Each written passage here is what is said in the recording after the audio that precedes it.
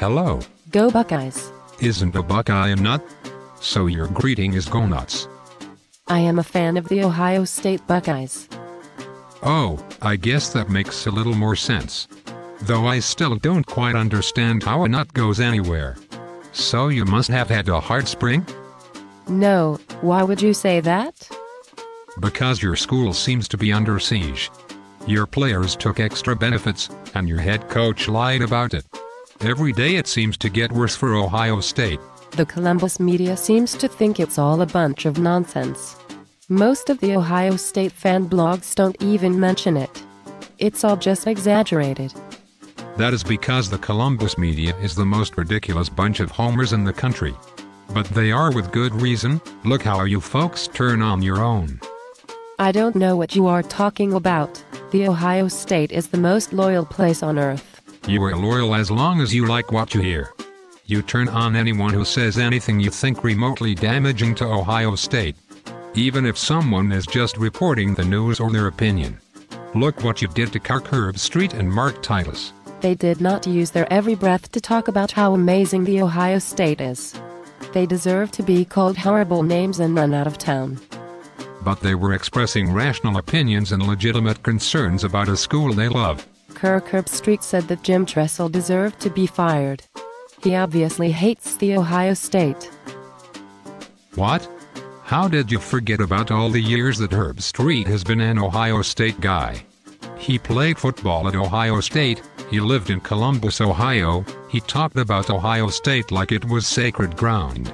He did a ton of charitable work in Columbus, and raised his children there.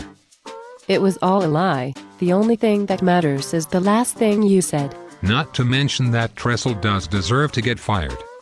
Tressel lied to the NCAA, he covered for cheating players, he lied to the athletic department. He has committed very serious NCAA infractions. Jim Tressel is a good and upstanding man. He wears a sweater vest. You can't lie in a sweater vest. What? There are emails showing he knew, and statements saying he didn't. It is a direct contradiction. It is a textbook definition of a lie. Besides, the Ohio State reported all this to the NCAA. We took the high ground, and punished ourselves too. You only reported after it was all uncovered. And you lied about it the first time you were asked. Then you gave yourselves ridiculously light punishments. How do we know it wasn't a setup? How do we know he wasn't framed?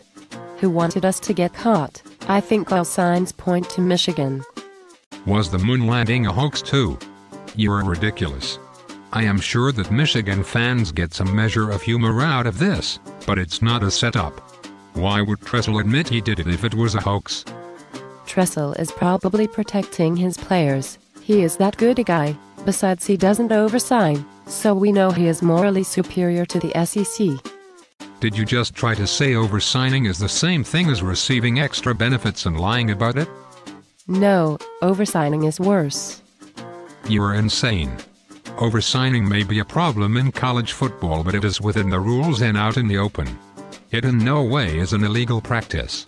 Everything Tressel did this year was illegal.